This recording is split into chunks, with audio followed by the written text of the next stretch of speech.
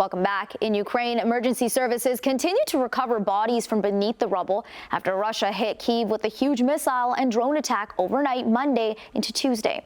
The attack was among the biggest on the capital since the start of the war and comes on the heels of new Canadian sanctions against Russian individuals and vessels announced at the G7.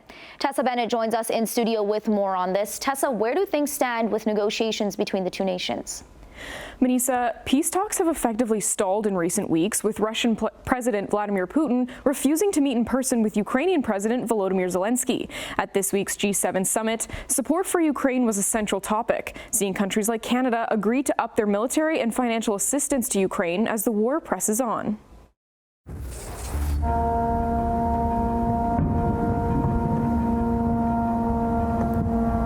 Loud explosions followed by sirens rocked the city of Kyiv in the early hours yesterday. At least 28 people have been killed and another more than 100 are injured as the death toll from Russia's latest attack increases again. Ukraine's interior minister says the country was hit by 440 drones and 32 missiles overnight Monday and into Tuesday, making it one of the largest hits on the capital since the beginning of Russia's full-scale invasion. For its part, Russia's defense ministry announced it had targeted Ukraine's military-industrial complexes, hitting all intended targets. A 62-year-old U.S. citizen was among those killed in the attack. We condemn those strikes and extend our deepest condolences to the victims and to the families of all those affected. The president, in the recent past, has made his thoughts clear about striking the civilian areas in that regard. The attack came as the G7 summit was underway in Alberta, seeing support for Ukraine becoming a central theme. It is difficult for aid from everybody else, quite frankly, to make up for the decline in U.S. aid. And most U.S. aid that's gone to Ukraine this year was essentially approved by the Biden administration, not signed off on by Trump.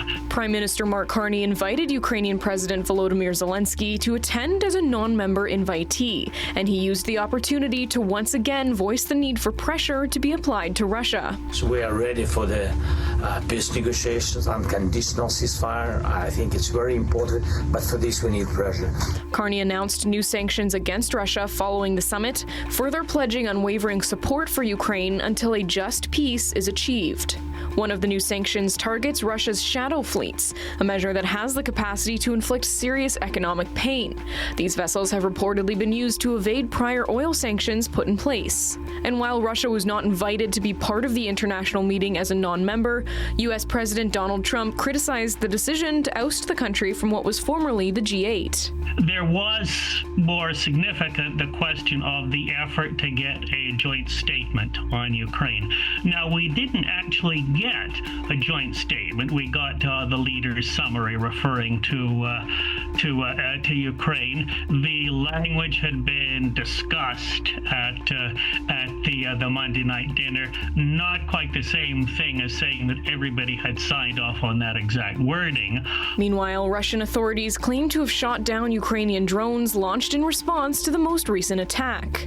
Zelenskyy described Russia's latest actions as pure terrorism, accusing Putin of carrying out the large-scale strikes solely because he can afford to continue this war.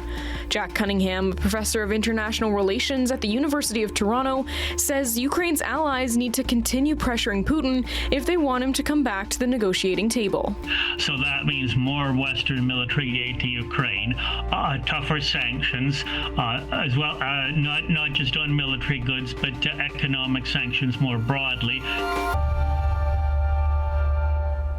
President Trump says he spoke with Putin yesterday, and the Russian leader had offered to help mediate in the Middle East. But Trump says he instead urged Putin to, quote, mediate his own issues.